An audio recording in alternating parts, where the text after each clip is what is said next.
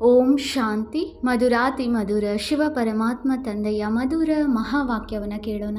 ಇಂದಿನ ಮುರಳಿಯ ದಿನಾಂಕವಾಗಿದೆ 4-3-2026. ಪ್ರಾತಃ ಮುರಳಿ ಬಾಪ್ತಾದ ಮಧುಬನ್. ಮಧುರ ಮಕ್ಕಳೇ, ಮನುಷ್ಯರನ್ನು ಜಾಗೃತ ಮಾಡುವುದು, ಮಾರ್ಗವನ್ನು ತಿಳಿಸುವುದು ನಿಮ್ಮ ಉದ್ಯೋಗವಾಗಿದೆ. ನೀವು ಎಷ್ಟು ದೇಹಿ ಅಭಿಮಾನಿಯಾಗಿ ತಂದೆಯ ಪರಿಚಯ ತಿಳಿಸುತ್ತೀರೋ ಅಷ್ಟು ಕಲ್ಯಾಣವಾಗುವುದು. ಪ್ರಶ್ನೆಯಾಗಿದೆ, ಬಡ ಮಕ್ಕಳು ತನ್ನ ಯಾವ ವಿಶೇಷತೆಯ ಆಧಾರದ ಮೇಲೆ ಸಾಹುಕಾರರಿಗಿಂತಲೂ ಮುಂದೆ ಹೋಗುತ್ತಾರೆ? ಉತ್ತರ, ಬಡವರಲ್ಲಿ ದಾನ ಪುಣ್ಯದ ಪ್ರತಿ ಬಹಳ ಶ್ರದ್ಧೆ ಇರುತ್ತದೆ. ಬಡವರು ಭಕ್ತಿಯನ್ನು ಸಹ ಬಹಳ ಪ್ರೀತಿಯಿಂದ ಮಾಡುತ್ತಾರೆ. ಬಡವರಿಗೆ ಸಾಕ್ಷಾತ್ಕಾರವಾಗುತ್ತದೆ. ಸಾಹುಕಾರರಿಗೆ ತಮ್ಮ ಹಣದ ನಶೆ ಇರುತ್ತದೆ, ಹೆಚ್ಚು ಪಾಪಗಳಾಗುತ್ತವೆ. ಆದ್ದರಿಂದ ಬಡ ಮಕ್ಕಳು ಅವರಿಗಿಂತ ಮುಂದೆ ಹೊರಟು ಹೋಗುತ್ತಾರೆ. ಗೀತೆಯಾಗಿದೆ, ಓಂ ನಮಃ ಶಿವಾಯ್. ಓಂ ಶಾಂತಿ. ನೀವು ಮಾತಾಪಿತ, ನಾನು ನಿಮ್ಮ ಬಾಲಕ. ಇದಂತೂ ಪರಮಪಿತ ಪರಮಾತ್ಮನ ಮಹಿಮೆ ಗಾಯನ ಮಾಡಲ್ಪಟ್ಟಿದೆ. ಇದು ಸ್ಪಷ್ಟ ಮಹಿಮೆಯಾಗಿದೆ, ಏಕೆಂದರೆ ಅವರು ರಚಯಿತನಾಗಿದ್ದಾರೆ. ಲೌಕಿಕ ತಂದೆ ತಾಯಿಯೂ ಸಹ ಮಕ್ಕಳಿಗೆ ರಚಯಿತರಾಗಿದ್ದಾರೆ. ಪಾರಲೌಕಿಕ ತಂದೆಗೂ ಸಹ ರಚಯಿತನೆಂದು ಹೇಳಲಾಗುತ್ತದೆ. ಬಂಧು ಸಹಾಯಕ ಎಂದು ಅವರಿಗೆ ಬಹಳ ಮಹಿಮೆ ಮಾಡುತ್ತಾರೆ. ಲೌಕಿಕ ತಂದೆಗೆ ಇಷ್ಟೊಂದು ಮಹಿಮೆ ಇರುವುದಿಲ್ಲ. ಪರಮಪಿತ ಪರಮಾತ್ಮನ ಮಹಿಮೆಯೇ ಬೇರೆಯಾಗಿದೆ. ಜ್ಞಾನ ಸಾಗರ, ಜ್ಞಾನಪೂರ್ಣನೆಂದು ಮಕ್ಕಳು ಸಹ ಮಹಿಮೆ ಮಾಡುತ್ತೀರಿ. ಅವರಲ್ಲಿ ಸಂಪೂರ್ಣ ಜ್ಞಾನವಿದೆ. ಇದು ಯಾವುದೇ ಶರೀರ ನಿರ್ವಹಣೆಯ ವಿದ್ಯೆಯ ಜ್ಞಾನವಲ್ಲ. ತಂದೆಗೆ ಜ್ಞಾನ ಸಾಗರ, ಜ್ಞಾನಪೂರ್ಣನೆಂದು ಹೇಳಲಾಗುತ್ತದೆ. ಅಂದ ಮೇಲೆ ಯಾವುದರ ಜ್ಞಾನ? ಈ ಸೃಷ್ಟಿ ಚಕ್ರವು ಹೇಗೆ ಸುತ್ತುತ್ತದೆ ಎಂಬುದರ ತಿಳುವಳಿಕೆ ಜ್ಞಾನವೆಂದು ಹೇಳಲಾಗುತ್ತದೆ. ಅಂದಾಗ ತಂದೆಯಲ್ಲಿ ಸಂಪೂರ್ಣ ಜ್ಞಾನವಿದೆ. ಜ್ಞಾನಸಾಗರ ಪತಿತ ಪಾವನನಾಗಿದ್ದಾರೆ. ಕೃಷ್ಣನಿಗೆ ಎಂದೂ ಸಹ ಪತಿತ ಪಾವನ ಅಥವಾ ಜ್ಞಾನಸಾಗರನೆಂದು ಹೇಳುವುದಿಲ್ಲ. ಅವರ ಮಹಿಮೆಯು ಸಂಪೂರ್ಣ ಭಿನ್ನವಾಗಿದೆ. ಇಬ್ಬರು ಭಾರತದ ನಿವಾಸಿಗಳಾಗಿದ್ದಾರೆ. ಶಿವ ತಂದೆಯದು ಸಹ ಭಾರತದಲ್ಲಿ ಮಹಿಮೆ ಇದೆ. ಶಿವ ಜಯಂತಿಯನ್ನು ಇಲ್ಲಿಯೇ ಆಚರಿಸುತ್ತಾರೆ. ಕೃಷ್ಣನ ಜಯಂತಿಯನ್ನು ಮತ್ತು ಗೀತಾ ಜಯಂತಿಯನ್ನು ಆಚರಿಸುತ್ತಾರೆ. 3 ಜಯಂತಿಗಳು ಮುಖ್ಯವಾಗಿವೆ. ಅಂದ ಮೇಲೆ ಈಗ ಪ್ರಶ್ನೆಯೂ ಬರುತ್ತದೆ, ಮೊದಲು ಯಾರ ಜಯಂತಿಯಾಗುವುದು? ಶಿವನದೇ ಅಥವಾ ಕೃಷ್ಣನದೇ? ಮನುಷ್ಯರಂತೂ ತಂದೆಯನ್ನು ಸಂಪೂರ್ಣವಾಗಿ ಮರೆತಿದ್ದಾರೆ. ಕೃಷ್ಣನ ಜಯಂತಿಯನ್ನು ಬಹಳ ಪ್ರೀತಿಯಿಂದ ವಿಜೃಂಭಣೆಯಿಂದ ಆಚರಿಸುತ್ತಾರೆ. ಶಿವ ಜಯಂತಿಯ ಬಗ್ಗೆ ಯಾರಿಗೂ ಅಷ್ಟು ತಿಳಿದಿಲ್ಲ, ಗಾಯನವೂ ಇಲ್ಲ. ಶಿವನು ಬಂದು ಏನು ಮಾಡಿದರು? ಅವರ ಚರಿತ್ರೆಯ ಬಗ್ಗೆ ಯಾರಿಗೂ ತಿಳಿದಿಲ್ಲ. ಕೃಷ್ಣನಿಗಾಗಿ ಅನೇಕ ಮಾತುಗಳನ್ನು ಬರೆದಿದ್ದಾರೆ. ಗೋಪಿಕೆಯರನ್ನು ಓಡಿಸಿಕೊಂಡು ಹೋದನು, ಇದನ್ನು ಮಾಡಿದನು, ಅದನ್ನು ಮಾಡಿದನು ಎಂದು. ಕೃಷ್ಣನ ಚರಿತ್ರೆಗಳ ಬಗ್ಗೆ ವಿಶೇಷವಾಗಿ ಒಂದು ಪುಸ್ತಕವು ಹೊರಡುತ್ತದೆ. ಶಿವನ ಚರಿತ್ರೆ ಏನೂ ಇಲ್ಲ. ಕೃಷ್ಣ ಜಯಂತಿ ಯಾವಾಗ ಆಯಿತು ಮತ್ತು ಗೀತಾ ಜಯಂತಿ ಯಾವಾಗ ಆಯಿತು? ಕೃಷ್ಣನು ದೊಡ್ಡವನಾದಾಗಲೇ ಜ್ಞಾನವನ್ನು ತಿಳಿಸಬೇಕಲ್ಲವೇ? ಕೃಷ್ಣನ ಬಾಲ್ಯವನ್ನಂತೂ ತೋರಿಸುತ್ತಾರೆ. ಅವನನ್ನು ಬುಟ್ಟಿಯಲ್ಲಿ ತೆಗೆದುಕೊಂಡು ಹೋಗಿ ಪಾರು ಮಾಡಿದರು ಎಂದು ಬಾಲ್ಯವನ್ನು ತೋರಿಸುತ್ತಾರೆ.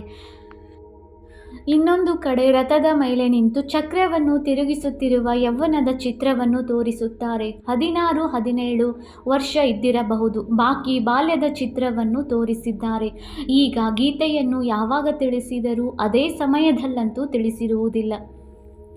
ಇಂಥವರನ್ನು ಓಡಿಸಿಕೊಂಡು ಹೋದನೆಂದು ಬರೆಯುತ್ತಾರೆ. ಅಂದ ಮೇಲೆ ಆ ಸಮಯದಲ್ಲಿ ಜ್ಞಾನವಂತೂ ಶೋಭಿಸುವುದಿಲ್ಲ. ಜ್ಞಾನವನ್ನು ಯಾವಾಗ ವಯಸ್ಸಾಗುವುದೋ ಆಗ ತಿಳಿಸಬೇಕು. ಗೀತೆಯನ್ನು ಸಹ ಸ್ವಲ್ಪ ಸಮಯದ ನಂತರ ತಿಳಿಸಿರಬೇಕು. ಆದರೆ ಈ ರೀತಿಯಲ್ಲ. ಶಿವನು ಏನು ಮಾಡಿದನು ಎಂಬುದು ಮನುಷ್ಯರಿಗೆ ಗೊತ್ತಿಲ್ಲ. ಅಜ್ಞಾನ ನಿದ್ರೆಯಲ್ಲಿ ಮಲಗಿದ್ದಾರೆ. ತಂದೆಯು ತಿಳಿಸುತ್ತಾರೆ, ನನ್ನ ಚರಿತ್ರೆಯ ಬಗ್ಗೆ ಯಾರಿಗೂ ತಿಳಿದಿಲ್ಲ. ನಾನೇನು ಮಾಡಿದೆನು? ನನಗೆ ಪತಿತ ಪಾವನನೆಂದು ಹೇಳುತ್ತಾರೆ. ನಾನು ಬರುತ್ತೇನೆ ಅಂದರೆ ನನ್ನ ಜೊತೆಯಲ್ಲಿ ಗೀತೆ ಇದೆ. ನಾನು ಸಾಧಾರಣ ವೃದ್ಧ ಅನುಭವಿ ತನುವಿನಲ್ಲಿ ಬರುತ್ತೇನೆ. ನೀವು ಭಾರತದಲ್ಲಿಯೇ ಶಿವ ಜಯಂತಿಯನ್ನು ಆಚರಿಸುತ್ತೀರಿ. ಕೃಷ್ಣ ಜಯಂತಿ, ಗೀತಾ ಜಯಂತಿ ಇವು ಮುಖ್ಯವಾಗಿದೆ. ರಾಮನ ಜಯಂತಿಯಂತೂ ಕೊನೆಯಲ್ಲಿ ಆಗುತ್ತದೆ. ಈ ಸಮಯದಲ್ಲಿ ಏನೆಲ್ಲವೂ ಆಗುತ್ತದೆಯೋ ಅದೆಲ್ಲವೂ ನಂತರದಲ್ಲಿ ಆಚರಣೆ ಮಾಡಲಾಗುತ್ತದೆ. ಸತ್ಯ ತ್ರೇತಾಯುಗದಲ್ಲಿ ಜಯಂತಿಗಳೇನೂ ಇರುವುದಿಲ್ಲ. ಸೂರ್ಯವಂಶೀಯರಿಂದ ಚಂದ್ರವಂಶೀಯರು ಆಸ್ತಿಯನ್ನು ತೆಗೆದುಕೊಳ್ಳುತ್ತಾರೆ. ಮತ್ತೇನು ಮಹಿಮೆ ಇಲ್ಲ. ಕೇವಲ ರಾಜರ ಪಟ್ಟಾಭಿಷೇಕದ ದಿನಗಳನ್ನು ಆಚರಿಸುತ್ತಾರೆ. ಇತ್ತೀಚೆಗೆ ಜನ್ಮದಿನವಂತೂ ಎಲ್ಲರೂ ಆಚರಿಸುತ್ತಾರೆ. ಅದು ಸಾಮಾನ್ಯ ಮಾತಾಯಿತು. ಕೃಷ್ಣನು ಜನ್ಮ ಪಡೆದನು, ನಂತರ ದೊಡ್ಡವನಾಗಿ ರಾಜಧಾನಿಯನ್ನು ನಡೆಸಿದನು. ಅದರಲ್ಲಿ ಮಹಿಮೆಯ ಮಾತೇ ಇಲ್ಲ. ಸತ್ಯ ತ್ರೇತಾಯುಗದಲ್ಲಿ ಸುಖದ ರಾಜ್ಯವು ನಡೆಯುತ್ತಾ ಬಂದಿದೆ. ಅದು ಯಾವಾಗ ಹೇಗೆ ಸ್ಥಾಪನೆಯಾಯಿತು ಎಂಬುದು ನೀವು ಮಕ್ಕಳ ಬುದ್ಧಿಯಲ್ಲಿದೆ. ತಂದೆಯು ತಿಳಿಸುತ್ತಾರೆ, ಮಕ್ಕಳೇ, ಕಲ್ಪವು ಕಲ್ಪದ ಸಂಗಮ ಯುಗದಲ್ಲಿ ನಾನು ಬರುತ್ತೇನೆ. ಕಲಿಯುಗದ ಅಂತಿಮವು ಪತೀತ ಪ್ರಪಂಚವಾಗಿದೆ. ಸತ್ಯಯುಗದ ಆದಿ ಪಾವನ ಪ್ರಪಂಚವಾಗಿರುವುದು ನಾನು ತಂದೆಯೂ ಆಗಿದ್ದೇನೆ. ನೀವು ಮಕ್ಕಳಿಗೆ ಆಸ್ತಿಯನ್ನು ಕೊಡುತ್ತೇನೆ. ಕಲ್ಪದ ಮೊದಲು ಸಹ ನಿಮಗೆ ಆಸ್ತಿಯನ್ನು ಕೊಟ್ಟಿದ್ದೇನು. ಆದ್ದರಿಂದ ನೀವು ಆಚರಿಸುತ್ತಾ ಬಂದಿದ್ದೀರಿ. ಆದರೆ ಹೆಸರನ್ನು ಮರೆತಿರುವ ಕಾರಣ ಕೃಷ್ಣನ ಹೆಸರನ್ನು ಹಾಕಿದ್ದಾರೆ. ಎಲ್ಲರಿಗಿಂತ ದೊಡ್ಡವರು ಶಿವನಾಗಿದ್ದಾರೆ. ಮೊಟ್ಟ ಮೊದಲು ಅವರ ಜಯಂತಿಯಾದಾಗಲೇ ನಂತರ ಸಾಕಾರ ಮನುಷ್ಯರದಾಗುವುದು. ಆತ್ಮರೆಲ್ಲರೂ ವಾಸ್ತವದಲ್ಲಿ ಮೇಲಿನಿಂದ ಇಳಿಯುತ್ತಾರೆ. ನನ್ನದು ಅವತರಣೆಯಾಗಿದೆ. ಕೃಷ್ಣನು ತಾಯಿ ಗರ್ಭದಿಂದ ಜನ್ಮ ಪಡೆದನು, ಪಾಲನೆ ಪಡೆದುಕೊಂಡನು. ಎಲ್ಲರೂ ಪುನರ್ಜನ್ಮದಲ್ಲಿ ಬರಲೇಬೇಕಾಗಿದೆ. ಶಿವ ತಂದೆಯು ಪುನರ್ಜನ್ಮವನ್ನು ತೆಗೆದುಕೊಳ್ಳುವುದಿಲ್ಲ. ಅವರು ಬರುತ್ತಾರಲ್ಲವೇ, ಅಂದಾಗ ತಂದೆಯು ಇದೆಲ್ಲವನ್ನು ತಿಳಿಸುತ್ತಾರೆ. ಬ್ರಹ್ಮ, ವಿಷ್ಣು, ಶಂಕರರ ತ್ರಿಮೂರ್ತಿ ಚಿತ್ರವನ್ನು ತೋರಿಸುತ್ತಾರೆ. ಬ್ರಹ್ಮನ ಮೂಲಕ ಸ್ಥಾಪನೆ, ಏಕೆಂದರೆ ಶಿವನಿಗಂತೂ ತನ್ನದೇ ಆದ ಶರೀರವಿಲ್ಲ. ಆದ್ದರಿಂದ ಸ್ವಯಂ ಬಂದು ತಿಳಿಸುತ್ತಾರೆ, ನಾನು ಇವರ ಬ್ರಹ್ಮ ವೃದ್ಧ ತನುವಿನಲ್ಲಿ ಬರುತ್ತೇನೆ. ಇವರು ತಮ್ಮ ಜನ್ಮಗಳ ಬಗ್ಗೆಯೂ ತಿಳಿದುಕೊಂಡಿಲ್ಲ. ಇವರದು ಬಹಳ ಜನ್ಮಗಳ ಅಂತಿಮ ಜನ್ಮವಾಗಿದೆ. ಆದ್ದರಿಂದ ಮೊಟ್ಟ ಮೊದಲು ತಿಳಿಸಬೇಕು, ಶಿವ ಜಯಂತಿ ದೊಡ್ಡದೋ ಅಥವಾ ಕೃಷ್ಣ ಜಯಂತಿ ದೊಡ್ಡದೋ? ಒಂದು ವೇಳೆ ಕೃಷ್ಣನು ಗೀತೆಯನ್ನು ತಿಳಿಸಿದ್ದರೆ ಗೀತಾ ಜಯಂತಿಯಂತೂ ಶ್ರೀಕೃಷ್ಣನ ಬಹಳ ವರ್ಷಗಳ ನಂತರ ಯಾವಾಗ ದೊಡ್ಡವನಾಗುವನೋ ಆಗ ಆಗಬೇಕು. ಇವೆಲ್ಲವೂ ತಿಳಿದುಕೊಳ್ಳುವ ಮಾತುಗಳಲ್ಲವೇ? ಆದರೆ ವಾಸ್ತವದಲ್ಲಿ ಶಿವ ಜಯಂತಿಯ ನಂತರ ಕೂಡಲೇ ಗೀತಾ ಜಯಂತಿಯಾಯಿತು. ಈ ಮಾತುಗಳನ್ನು ಸಹ ಬುದ್ಧಿಯಲ್ಲಿ ಇಟ್ಟುಕೊಳ್ಳಬೇಕಾಗಿದೆ. ಮಾತುಗಳಂತೂ ಬಹಳಷ್ಟಿದೆ. ಇವನ್ನು ಬರೆದಿಟ್ಟುಕೊಳ್ಳದೆ ನೆನಪಿರಲು ಸಾಧ್ಯವಿಲ್ಲ. ತಂದೆಯು ಎಷ್ಟು ಸಮೀಪವಿದ್ದಾರೆ, ಅವರಿಗೆ ರಥವೂ ಇದೆ. ತಂದೆಯು ತಿಳಿಸುತ್ತಾರೆ, ಇವೆಲ್ಲ ಜ್ಞಾನ ಬಿಂದುಗಳು ಸಮಯದಲ್ಲಿ ನೆನಪಿಗೆ ಬರುವುದು ಅಸಂಭವವಾಗಿದೆ. ತಂದೆಯು ತಿಳಿಸಿದ್ದಾರೆ, ಎಲ್ಲರಿಗೆ ಇಬ್ಬರು ತಂದೆಯರ ರಹಸ್ಯವನ್ನು ತಿಳಿಸಿ ಶಿವ ಜಯಂತಿಯನ್ನು ಆಚರಿಸುತ್ತಾರೆ. ಅಂದ ಮೇಲೆ ಅವಶ್ಯವಾಗಿ ಬಂದಿರಬೇಕು. ಹೇಗೆ ಕ್ರಿಸ್ತ, ಬುದ್ಧ ಮೊದಲಾದವರು ಬಂದು ತಮ್ಮ ಧರ್ಮ ಸ್ಥಾಪನೆ ಮಾಡುತ್ತಾರೆ, ಈಗಲೂ ಸಹ ಆತ್ಮವು ಬಂದು ಪ್ರವೇಶ ಮಾಡಿ ಧರ್ಮ ಸ್ಥಾಪನೆ ಮಾಡುತ್ತದೆ. ಇವರು ಸ್ವರ್ಗದ ರಚಯಿತ, ಸೃಷ್ಟಿಯ ರಚಯಿತನಾಗಿದ್ದಾರೆ. ಅಂದ ಮೇಲೆ ಅವಶ್ಯವಾಗಿ ಹೊಸ ಸೃಷ್ಟಿಯನ್ನು ರಚಿಸುತ್ತಾರೆ. ಹಳೆಯದನ್ನು ರಚಿಸುವುದಿಲ್ಲ. ಹೊಸ ಸೃಷ್ಟಿಗೆ ಸ್ವರ್ಗವೆಂದು ಹೇಳಲಾಗುತ್ತದೆ. ಈಗ ನರಕವಾಗಿದೆ. ತಂದೆಯು ತಿಳಿಸುತ್ತಾರೆ, ನಾನು ಕಲ್ಪವು ಸಂಗಮದಲ್ಲಿ ಬಂದು ನೀವು ಮಕ್ಕಳಿಗೆ ರಾಜಯೋಗದ ಜ್ಞಾನವನ್ನು ಕೊಡುತ್ತೇನೆ. ಇದು ಭಾರತದ ಪ್ರಾಚೀನ ಯೋಗವಾಗಿದೆ. ಇದನ್ನು ಯಾರು ಕಲಿಸಿದರು? ಶಿವ ತಂದೆಯ ಹೆಸರನ್ನಂತೂ ಮರೆ ಮಾಡಿಬಿಟ್ಟಿದ್ದಾರೆ. ಮೊದಲನೆಯದಾಗಿ ಗೀತೆಯ ಭಗವಂತನು ಶ್ರೀಕೃಷ್ಣನೆಂದು ಹೇಳುತ್ತಾರೆ ಮತ್ತು ವಿಷ್ಣು ಮೊದಲಾದ ಹೆಸರುಗಳನ್ನು ಕೊಟ್ಟು ಬಿಡುತ್ತಾರೆ. ಶಿವ ತಂದೆಯು ರಾಜಯೋಗವನ್ನು ಕಲಿಸಿದ್ದರು. ಇದು ಯಾರಿಗೂ ತಿಳಿದಿಲ್ಲ. ಶಿವ ಜಯಂತಿಯು ನಿರಾಕಾರನ ಜಯಂತಿಯನ್ನೇ ತೋರಿಸುತ್ತಾರೆ. ಅವರು ಹೇಗೆ ಬಂದರು, ಬಂದು ಏನು ಮಾಡಿದರು? ಅವರು ಸರ್ವರ ಸದ್ಗತಿದಾತ, ಮುಕ್ತಿದಾತ, ಮಾರ್ಗದರ್ಶಕನಾಗಿದ್ದಾರೆ. ಈಗ ಸರ್ವ ಆತ್ಮರಿಗೆ ಪರಮಾತ್ಮ ಮಾರ್ಗದರ್ಶಕನು ಬೇಕಾಗಿದೆ. ಅವರು ಆತ್ಮನೇ ಆಗಿದ್ದಾರೆ. ಹೇಗೆ ಮನುಷ್ಯರ ಮಾರ್ಗದರ್ಶಕರು ಮನುಷ್ಯರೇ ಆಗಿರುತ್ತಾರೆ, ಹಾಗೆಯೇ ಆತ್ಮರಿಗೂ ಮಾರ್ಗದರ್ಶಕನು ಆತ್ಮನೇ ಆಗಿರಬೇಕು. ಅವರಿಗೆ ಪರಮಾತ್ಮನೆಂದೇ ಹೇಳಲಾಗುತ್ತದೆ. ಮನುಷ್ಯರೆಲ್ಲರೂ ಪುನರ್ಜನ್ಮವನ್ನು ತೆಗೆದುಕೊಂಡು ಪತಿತರಾಗಿದ್ದಾರೆ. ಮತ್ತೆ ಪಾವನರನ್ನಾಗಿ ಮಾಡಿ ಮರಳಿ ಕರೆದುಕೊಂಡು ಹೋಗುವವರು ಯಾರು? ತಂದೆಯು ತಿಳಿಸುತ್ತಾರೆ, ಮಕ್ಕಳೇ, ನಾನೇ ಬಂದು ಪಾವನರಾಗುವ ಯುಕ್ತಿಯನ್ನು ತಿಳಿಸುತ್ತೇನೆ. ನೀವು ನನ್ನನ್ನು ನೆನಪು ಮಾಡಿ ದೇಹದ ಸಂಬಂಧಗಳನ್ನು ಬಿಡಿ ಎಂದು ಕೃಷ್ಣನು ಹೇಳಲು ಸಾಧ್ಯವಿಲ್ಲ. ಕೃಷ್ಣನಂತೂ 84 ಜನ್ಮಗಳನ್ನು ತೆಗೆದುಕೊಂಡು ಎಲ್ಲ ಸಂಬಂಧಗಳಲ್ಲಿ ಬರುತ್ತಾನೆ. ತಂದೆಗೆ ತನ್ನ ಶರೀರವಿಲ್ಲ.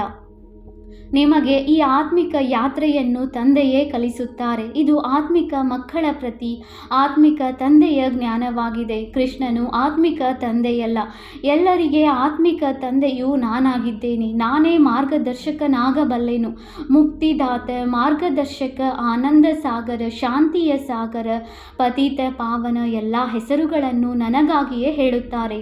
ಈಗ ನೀವಾತ್ಮರಿಗೆ ಆ ತಂದೆಯೇ ಜ್ಞಾನವನ್ನು ಕೊಡುತ್ತಿದ್ದಾರೆ. ನಾನು ಈ ಶರೀರದ ಮೂಲಕ ಜ್ಞಾನವನ್ನು ಕೊಡುತ್ತಿದ್ದೇನೆ. ನೀವು ಸಹ ಶರೀರದ ಮೂಲಕ ಜ್ಞಾನವನ್ನು ಪಡೆಯುತ್ತಿದ್ದೀರಿ. ಅವರು ಪರಮ ಆತ್ಮನಾಗಿದ್ದಾರೆ. ಅವರ ರೂಪವನ್ನು ತಿಳಿಸಿದ್ದಾರೆ. ಹೇಗೆ ಆತ್ಮವು ಬಿಂದುವಾಗಿದೆಯೋ ಹಾಗೆಯೇ ಪರಮಾತ್ಮನು ಬಿಂದುವಾಗಿದ್ದಾರೆ. ಇದು ಸೃಷ್ಟಿಯಲ್ಲವೇ? ವಾಸ್ತವದಲ್ಲಿ ಇದು ಅತೀ ದೊಡ್ಡ ಸೃಷ್ಟಿಯ ಲೀಲೆಯಾಗಿದೆ. ಲೀಲೆ ಇದಾಗಿದೆ. ಎಷ್ಟು ಚಿಕ್ಕ ಬಿಂದುವಿನಲ್ಲಿ 84 ಜನ್ಮಗಳ ಪಾತ್ರವಿದೆ. ಇದು ಸೃಷ್ಟಿಯ ಲೀಲೆಯಾಗಿದೆ. ತಂದೆಯದು ಡ್ರಾಮಾದಲ್ಲಿ ಪಾತ್ರವಿದೆ. ಭಕ್ತಿ ಮಾರ್ಗದಲ್ಲಿಯೂ ನಿಮ್ಮ ಸೇವೆ ಮಾಡುತ್ತಾರೆ. ನೀವಾತ್ಮರಲ್ಲಿ 84 ಜನ್ಮಗಳ ಅವಿನಾಶಿ ಪಾತ್ರವಿದೆ. ಇದಕ್ಕೆ ವಿಧಿಲೀಲೆ ಎಂದು ಹೇಳಲಾಗುತ್ತದೆ. ಇದರ ವರ್ಣನೆಯನ್ನು ಹೇಗೆ ಮಾಡುವುದು? ಇಷ್ಟು ಸೂಕ್ಷ್ಮ ಆತ್ಮವಾಗಿದೆ. ಈ ಮಾತುಗಳನ್ನು ಕೇಳುತ್ತಿದ್ದಂತೆಯೇ ಆಶ್ಚರ್ಯಚಕಿತರಾಗುತ್ತಾರೆ.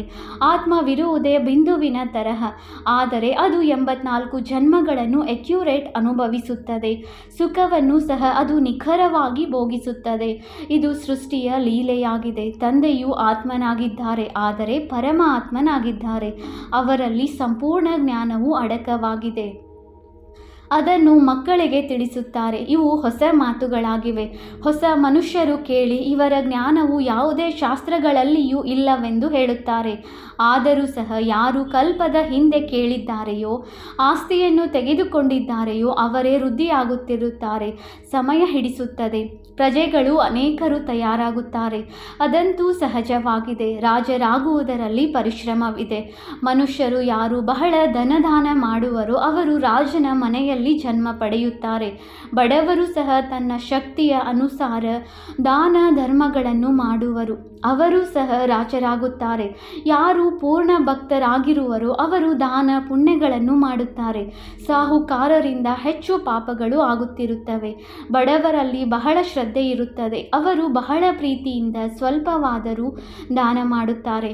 ಅದಕ್ಕೆ ಪ್ರತಿಯಾಗಿ ಬಹಳಷ್ಟು ಸಿಗುತ್ತದೆ. ಬಡವರು ಭಕ್ತಿಯನ್ನು ಸಹ ಬಹಳ ಮಾಡುತ್ತಾರೆ. ದರ್ಶನ ನೀಡಿ, ಇಲ್ಲವಾದರೆ ನಾವು ನಮ್ಮ ತಲೆಯನ್ನು ತೆಗೆದಿಡುತ್ತೇವೆ ಎನ್ನುವುದಕ್ಕೂ ಸಿದ್ಧರಿರುತ್ತಾರೆ. ಸಾಹುಕಾರರು ಈ ರೀತಿ ಮಾಡುವುದಿಲ್ಲ. ಬಡವರಿಗೆ ಸಾಕ್ಷಾತ್ಕಾರವಾಗುತ್ತದೆ. ಅವರೇ ದಾನ ಪುಣ್ಯ ಮಾಡುತ್ತಾರೆ. ಅವರೇ ರಾಜರಾಗುತ್ತಾರೆ. ಹಣವಿರುವವರಿಗೆ ಅಹಂಕಾರವಿರುತ್ತದೆ. ಬಡವರಿಗೆ ಇಲ್ಲಿಯೂ 21 ಜನ್ಮದ ಸುಖ ಸಿಗುತ್ತದೆ. ಹೆಚ್ಚು ಬಡವರಿದ್ದಾರೆ. ಸಾಹುಕಾರರು ಕೊನೆಯಲ್ಲಿ ಬರುತ್ತಾರೆ. ಯಾವ ಭಾರತವು ಇಷ್ಟು ಶ್ರೇಷ್ಠವಾಗಿತ್ತು, ಅದು ಹೇಗೆ ಬಡ ದೇಶವಾಯಿತು ಎಂಬುದನ್ನು ನೀವು ತಿಳಿದುಕೊಂಡಿದ್ದೀರಿ. ಭೂಕಂಪ ಇತ್ಯಾದಿಗಳಲ್ಲಿ ಎಲ್ಲ ಮಹಲುಗಳು ಹೊರಟು ಹೋಗುತ್ತವೆ. ಮತ್ತೆ ಭಾರತವು ಬಡ ದೇಶವಾಗಿ ಬಿಡುತ್ತದೆ. ರಾವಣ ರಾಜ್ಯವಾಗುವುದರಿಂದ ಹಾಹಾಕಾರವಾಗಿ ಬಿಡುತ್ತದೆ ಮತ್ತು ಅಂತಹ ವಸ್ತುಗಳಿರಲು ಸಾಧ್ಯವಿಲ್ಲ. ಪ್ರತಿಯೊಂದು ವಸ್ತುವಿಗೂ ಆಯಸ್ಸು ಇರುತ್ತದೆಯಲ್ಲವೇ? ಅಲ್ಲಿ ಹೇಗೆ ಮನುಷ್ಯರದು ದೀರ್ಘಾಯಸ್ಸು ಇರುತ್ತದೆಯೋ ಹಾಗೆಯೇ ಮನೆಗೂ ದೀರ್ಘಾಯಸ್ಸು ಇರುತ್ತದೆ. ಚಿನ್ನ ಮತ್ತು ಮಾರ್ಬಲ್ನಿಂದ ದೊಡ್ಡ ದೊಡ್ಡ ಮನೆಗಳನ್ನು ಕಟ್ಟಿಸುತ್ತಾರೆ. ಚಿನ್ನದಂತೂ ಇನ್ನೂ ಬಲವಾಗಿರುತ್ತದೆ. ನಾಟಕದಲ್ಲಿ ತೋರಿಸುತ್ತಾರಲ್ಲವೇ, ಯುದ್ಧವಾದಾಗ ಮನೆಗಳೆಲ್ಲವೂ ಒಡೆದು ಬಿದ್ದು ಹೋಗುತ್ತದೆ, ಮತ್ತೆ ಆಗಿಬಿಡುತ್ತದೆ. ಕೇವಲ ಚಿತ್ರಗಳಲ್ಲಿ ಕೃತಕವಾಗಿ ತೋರಿಸುತ್ತಾರೆ. ಆದರೆ ಯಾವ ಸ್ವರ್ಗದ ಮಹಲು ಇತ್ಯಾದಿಗಳನ್ನು ಕಟ್ಟಿಸುತ್ತಾರೆಯೋ ಅವರು ಮೇಸ್ತ್ರಿಗಳು ಮನೆಯನ್ನು ಹೇಗೆ ಕಟ್ಟುವ ಎಂದು ತೋರಿಸುವುದಿಲ್ಲ. ಕೇವಲ ಹಾಗೆಯೇ ತೋರಿಸುತ್ತಾರೆ. ಮುಂದೆ ಹೋದಂತೆ ನಿಮಗೆ ಸಾಕ್ಷಾತ್ಕಾರವಾಗುತ್ತದೆ. ಹೀಗೆ ವಿವೇಕವು ಹೇಳುತ್ತದೆ. ಈ ಮಾತುಗಳೊಂದಿಗೆ ಮಕ್ಕಳಿಗೆ ಸಂಬಂಧವಿಲ್ಲ. ನೀವು ಮಕ್ಕಳಂತೂ ಓದಬೇಕಾಗಿದೆ. ಸ್ವರ್ಗದ ಮಾಲೀಕರಾಗಬೇಕಾಗಿದೆ. ಸ್ವರ್ಗ ಮತ್ತು ನರಕವು ಅನೇಕ ಬಾರಿ ಕಳೆದಿದೆ. ಈಗ ಎರಡೂ ಇಲ್ಲ. ಇದು ಸಂಗಮವಾಗಿದೆ. ಸತ್ಯ ಯುಗದಲ್ಲಿ ಈ ಜ್ಞಾನವಿರುವುದಿಲ್ಲ. ನೀವು ಮಕ್ಕಳಿಗೆ ಈಗ ಸಂಪೂರ್ಣ ಜ್ಞಾನವಿದೆ. ಲಕ್ಷ್ಮೀನಾರಾಯಣರಿಗೆ ಈ ರಾಜ್ಯವನ್ನು ಯಾರು ಕೊಟ್ಟಿದ್ದರು ಎಂಬುದು ಈಗ ನೀವು ಮಕ್ಕಳಿಗೆ ಅರ್ಥವಾಗಿದೆ. ಇವರು ಈ ಆಸ್ತಿಯನ್ನು ಯಾರಿಂದ ಪಡೆದರು? ಇಲ್ಲಿಯೇ ವಿದ್ಯೆಯನ್ನು ಓದಿ ಸ್ವರ್ಗದ ಮಾಲೀಕರಾಗುತ್ತಾರೆ. ನಂತರ ಅಲ್ಲಿಗೆ ಹೋಗಿ ಮಹಲು ಇತ್ಯಾದಿಗಳನ್ನು ಕಟ್ಟಿಸುತ್ತಾರೆ. ಸರ್ಜನ್ಗಳು ದೊಡ್ಡ ದೊಡ್ಡ ಆಸ್ಪತ್ರೆಗಳನ್ನು ಕಟ್ಟಿಸುತ್ತಾರಲ್ಲವೇ? ತಂದೆಯು ನೀವು ಮಕ್ಕಳಿಗೆ ದಿನ ಪ್ರತಿದಿನ ಒಳ್ಳೊಳ್ಳೆಯ ಮಾತುಗಳನ್ನು ತಿಳಿಸುತ್ತಿದ್ದಾರೆ. ನಿಮ್ಮ ಕರ್ತವ್ಯವೇ ಆಗಿದೆ ಮನುಷ್ಯರನ್ನು ಜಾಗೃತಗೊಳಿಸುವುದು, ಮಾರ್ಗವನ್ನು ತಿಳಿಸುವುದು. ಹೇಗೆ ತಂದೆಯು ಎಷ್ಟು ಪ್ರೀತಿಯಿಂದ ತಿಳಿಸಿಕೊಡುತ್ತಾರೆ ಅಂದಾಗ ದೇಹಾಭಿಮಾನದ ಅವಶ್ಯಕತೆಯೇ ಇಲ್ಲ. ತಂದೆಗೆ ಎಂದೂ ದೇಹಾಭಿಮಾನವಿರಲು ಸಾಧ್ಯವಿಲ್ಲ. ದೇಹಿ ಅಭಿಮಾನಿ ಆಗುವುದರಲ್ಲಿಯೇ ನಿಮಗೆ ಪರಿಶ್ರಮವಾಗುತ್ತದೆ. ಯಾರು ದೇಹಿ ಅಭಿಮಾನಿಯಾಗಿ ತಂದೆಯ ಪರಿಚಯ ಕೊಡುವರೋ ಅವರು ಅನೇಕರ ಕಲ್ಯಾಣ ಮಾಡುತ್ತಾರೆಂದರ್ಥ. ಮೊದಲು ದೇಹಾಭಿಮಾನವು ಬರುವುದರಿಂದ ಮತ್ತೆಲ್ಲ ವಿಕಾರಗಳು ಬರುತ್ತವೆ. ಹೊಡೆದಾಡುವುದು, ಜಗಳವಾಡುವುದು, ಸ್ವಪ್ರತಿಷ್ಠೆಯಿಂದ ನಡೆಯುವುದು ದೇಹಾಭಿಮಾನವಾಗಿದೆ. ಬಲೆ, ನಿಮ್ಮದು ರಾಜಯೋಗವಾಗಿದೆ. ಆದರೂ ಸಹ ಬಹಳ ಸಾಧಾರಣವಾಗಿರಬೇಕಾಗಿದೆ. ಚಿಕ್ಕ ವಸ್ತುಗಳಲ್ಲಿಯೇ ಅಹಂಕಾರವು ಬಂದು ಬಿಡುತ್ತದೆ. ಬಹಳ ಫ್ಯಾಷನ್ ಆಗಿರುವ ಗಡಿಯಾರವನ್ನು ನೋಡಿದರೆ ಅದನ್ನು ಧರಿಸೋಣವೆಂದು ಮನಸ್ಸಾಗುತ್ತದೆ. ಸಂಕಲ್ಪ ನಡೆಯುತ್ತಿರುತ್ತದೆ. ಇದಕ್ಕೂ ಸಹ ದೇಹಾಭಿಮಾನವೆಂದು ಹೇಳಲಾಗುತ್ತದೆ. ಬಹಳ ಒಳ್ಳೆಯ ಉನ್ನತ ವಸ್ತುವಾಗಿದ್ದರೆ ಅದನ್ನು ಸಂಭಾಲನೆ ಮಾಡಬೇಕಾಗಿದೆ. ಏಕೆಂದರೆ ಒಂದು ವೇಳೆ ಯಾರಾದರೂ ಅದನ್ನು ಕಳ್ಳತನ ಮಾಡಿದರೆ ಸಂಕಲ್ಪ ನಡೆಯುತ್ತದೆ. ಅಂತಿಮ ಸಮಯದಲ್ಲಿ ಏನು ನೆನಪಿಗೆ ಬಂದರೂ ಸಹ ಪದವಿ ಭ್ರಷ್ಟವಾಗುವುದು. ಇದು ದೇಹಾಭಿಮಾನದ ಹವ್ಯಾಸಗಳಾಗಿವೆ. ಅಂಥವರು ಸೇವೆಯ ಬದಲು ಸೇವಾಭಂಗ ಮಾಡುತ್ತಾರೆ. ರಾವಣನು ನಿಮ್ಮನ್ನು ದೇಹಾಭಿಮಾನಿಗಳನ್ನಾಗಿ ಮಾಡಿದ್ದಾನೆ. ನೀವು ನೋಡುತ್ತೀರಿ, ಬ್ರಹ್ಮ ತಂದೆಯು ಎಷ್ಟು ಸಾಧಾರಣವಾಗಿ ನಡೆಯುತ್ತಾರೆ. ಪ್ರತಿಯೊಬ್ಬರ ಸೇವೆಯನ್ನು ನೋಡಲಾಗುತ್ತದೆ. ಮಹಾರಥಿ ಮಕ್ಕಳು ತಮ್ಮ ಪ್ರತ್ಯಕ್ಷತೆ ಮಾಡಬೇಕಾಗಿದೆ. ನೀವು ಇಂತಹ ಸ್ಥಳಕ್ಕೆ ಹೋಗಿ ಭಾಷಣ ಮಾಡಿ ಎಂದು ಮಹಾರಥಿಗಳಿಗೆ ಹೇಳಲಾಗುತ್ತದೆ. ಒಬ್ಬರು ಇನ್ನೊಬ್ಬರನ್ನು ಕರೆಸುತ್ತಾರೆ. ಆದರೆ ಮಕ್ಕಳಲ್ಲಿ ಬಹಳ ದೇಹಾಭಿಮಾನವಿರುತ್ತದೆ.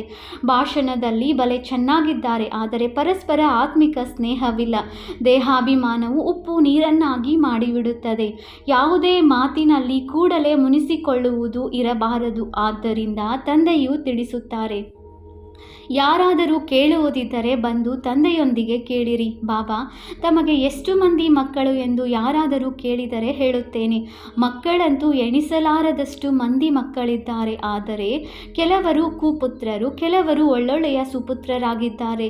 ಇಂತಹ ತಂದೆಗೆ ಆಜ್ಞಾಕಾರಿಗಳು ಪ್ರಾಮಾಣಿಕರು ಬೇಕಲ್ಲವೇ? ಒಳ್ಳೆಯದು. ಮಧುರಾತಿ ಮಧುರ ಅಗಲಿ ಹೋಗಿ ಮರಳಿ ಸಿಕ್ಕಿರುವ ಮಕ್ಕಳ ಪ್ರತಿ ಮಾತಾಪಿತ ಬಾಪ್ದಾದಾರವರ ನೆನಪು, ಪ್ರೀತಿ ಹಾಗೂ ಸುಪ್ರಭಾತ. ಆತ್ಮಿಕ ಮಕ್ಕಳಿಗೆ ಆತ್ಮಿಕ ತಂದೆಯ ನಮಸ್ತೆ. ನಾವು ಆತ್ಮಿಕ ಮಕ್ಕಳಿಂದ ಆತ್ಮಿಕ ತಂದೆಗೆ ನೆನಪು, ಪ್ರೀತಿ ಹಾಗೂ ನಮಸ್ತೆ ನಮಸ್ತೆ ನಮಸ್ತೆ. ಧಾರಣೆಗಾಗಿ ಮುಖ್ಯ ಸಾರ. ಪಾಯಿಂಟ್ ನಂಬರ್ 1, ದೇಹಾಭಿಮಾನದಲ್ಲಿ ಬಂದು ಯಾವುದೇ ಪ್ರಕಾರದ ಫ್ಯಾಷನ್ ಮಾಡಬಾರದು. ಹೆಚ್ಚು ಆಸಕ್ತಿ ಇಡಬಾರದು. ಬಹಳ ಸಾಧಾರಣವಾಗಿ ನಡೆಯಬೇಕಾಗಿದೆ. ಪಾಯಿಂಟ್ ನಂಬರ್ 2, ಪರಸ್ಪರ ಬಹಳ ಆತ್ಮಿಕ ಸ್ನೇಹದಿಂದ ನಡೆಯಬೇಕು. ಎಂದೂ ಉಪ್ಪು ನೀರಾಗಬಾರದು. ತಂದೆಯ ಸುಪುತ್ರ ಮಗುವಾಗಬೇಕು. ಅಹಂಕಾರದಲ್ಲಿ ಎಂದೂ ಬರಬಾರದು. ವರದಾನ: ತಮ್ಮ ಭಾಗ್ಯ ಮತ್ತು ಭಾಗ್ಯ ವಿಧಾತನ ಗುಣಗಾನ ಮಾಡುವಂತಹ ಸದಾ ಪ್ರಸನ್ನ ಚಿತ್ತ ಭವ. ಎಲ್ಲ ಬ್ರಾಹ್ಮಣ ಮಕ್ಕಳಿಗೂ ಜನ್ಮವಾದ ಕೂಡಲೇ ಕಿರೀಟ, ಸಿಂಹಾಸನ, ತಿಲಕವು ಜನ್ಮಸಿದ್ಧ ಅಧಿಕಾರದ ರೂಪದಲ್ಲಿ ಪ್ರಾಪ್ತವಾಗುತ್ತದೆ. ಅಂದ ಮೇಲೆ ಈ ಭಾಗ್ಯದಿಂದ ಹೊಳೆಯುತ್ತಿರುವ ನಕ್ಷತ್ರವನ್ನು ನೋಡುತ್ತಾ ತಮ್ಮ ಭಾಗ್ಯ ಹಾಗೂ ಭಾಗ್ಯ ವಿಧಾತನ ಗುಣಗಾನ ಮಾಡುತ್ತಾ ಇರುತ್ತೀರೆಂದರೆ ಗುಣ ಸಂಪನ್ನರು ಆಗಿಬಿಡುತ್ತೀರಿ. ತಮ್ಮ ಬಲಹೀನತೆಗಳ ಗುಣಗಾನ ಮಾಡುವುದಲ್ಲ, ಭಾಗ್ಯದ ಗುಣಗಾನ ಮಾಡುತ್ತೀರಿ. ಪ್ರಶ್ನೆಗಳಿಂದ ಪಾರಾಗುತ್ತಾ ಇರುತ್ತಿದ್ದರೆ ಸದಾ ಪ್ರಸನ್ನ ಚಿತ್ತರಾಗಿರುವ ವರದಾನವು ಪ್ರಾಪ್ತಿಯಾಗುವುದು. ನಂತರ ಅನ್ಯರನ್ನು ಸಹಜವಾಗಿಯೇ ಪ್ರಸನ್ನಗೊಳಿಸಬಹುದು. ಸ್ಲೋಗನ್: ಏಕ್ನಾಮಿ, ಒಬ್ಬ ತಂದೆಯ ಹೊರತು ಮತ್ಯಾರೂ ಇಲ್ಲ ಮತ್ತು ಎಕನಾಮಿ, ಉಳಿತಾಯ ಇಂದ ನಡೆಯುವುದೇ ಬ್ರಾಹ್ಮಣ ಜೀವನದಲ್ಲಿ ಸಫಲತೆಗೆ ಆಧಾರವಾಗಿದೆ. ಅವ್ಯಕ್ತ ಸೂಚನೆ: ನಿಶ್ಚಯದ ಫೌಂಡೇಶನ್, ತಳಪಾಯವನ್ನು ಬಲಗೊಳಿಸಿ ಸದಾ ನಿರ್ಭಯ ಮತ್ತು ನಿಶ್ಚಿಂತರಾಗಿರಿ. ನಿಶ್ಚಯವು ಸದಾ ನಿಶ್ಚಿಂತರನ್ನಾಗಿ ಮಾಡುತ್ತದೆ ಮತ್ತು ಯಾರು ನಿಶ್ಚಿಂತ ಸ್ಥಿತಿಯಲ್ಲಿದ್ದು ಯಾವುದೇ ಕಾರ್ಯ ಮಾಡುತ್ತಾರೆ ಅದರಲ್ಲಿ ಸಫಲತೆಯು ಅವಶ್ಯವಾಗಿ ಸಿಗುತ್ತದೆ, ಏಕೆಂದರೆ ನಿಶ್ಚಿಂತ ಸ್ಥಿತಿಯಲ್ಲಿ ಬುದ್ಧಿ ಯಥಾರ್ಥ ನಿರ್ಣಯ ಮಾಡುತ್ತದೆ. ಯಥಾರ್ಥ ನಿರ್ಣಯದ ಆಧಾರವಾಗಿದೆ ನಿಶ್ಚಯ ಬುದ್ಧಿ. ನಿಶ್ಚಿಂತ ಸ್ಥಿತಿ, ಅದರಲ್ಲಿ ಯೋಚಿಸುವ ಅವಶ್ಯಕತೆ ಇರುವುದಿಲ್ಲ. ಓಂ ಶಾಂತಿ.